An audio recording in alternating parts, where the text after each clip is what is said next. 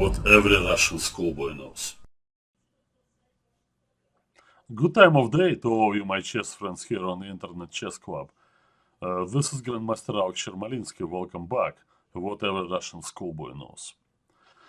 I will continue now with my series of Coulda, Woulda, Shoulda, talking about players who, as the title says, could have made a bigger impact on chess history than fate allowed them to do. Well, after talking about Harry Nelson Pillsbury and Klaus Junge, two players that died young, well, I move on to the Soviet period and some fast forward 20 years, and we're going to be talking about Leonid Stein. Leonid Stein was born in Ukraine in a Jewish family. I think in the year 1934. Now once again, this disclaimer, I can get a lot of dates and facts wrong. Well, for that I apologize in advance. And he died before reaching his 40th birthday in 1973. Unexpectedly, abruptly.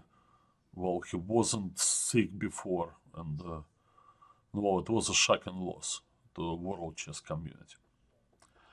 Stein's career did not follow the path of a chess prodigy. Capablanca, Kasparov, Fischer, Karpov. No. Stein was largely an unknown player in his teens. And he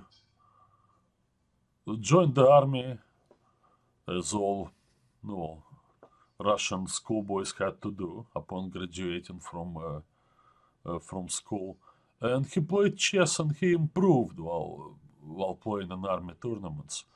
He was the Soviet Army champion in I believe it was in 1959.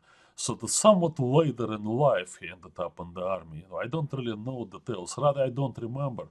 There was a book written by Lazarev, who was a popular Ukrainian master, and Gufeld. Of course, great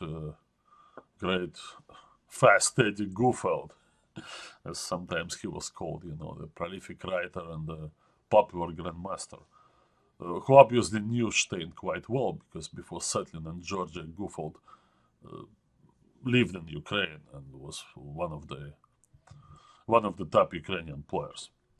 Anyway, so in that book, well, there was some account of some kind of timeline what was happening with Stein, but I remembered a few things that seemed like, that Stein kind of said to himself and some people who knew him, well, I'm just gonna try until I'm 25. If I don't really get anywhere until I'm 25, I'll probably quit chess. No, we don't know if he would have done it or not, but no, thankfully, his game really take off, at the end of 1950s and early 1960s. And I would like to show you a game from, I believe, his second USSR championship in 1961. If I'm not mistaken, that game was, yeah. And his opponent was none other but Tigran Petrosian. Now, you may have seen this game somewhere in some other sources, but I find this game absolutely fascinating. I would like to go over it. It illustrates the style of young Stein very well. So, Petrosian uses the French. Stein always played the sharpest systems in his early years. And later we'll talk about how he changed his style. But at that time, it was a given that he would play the sharpest, the most ambitious line. Of course, Queen G4. Yeah. Well, Petrosian, who employed the French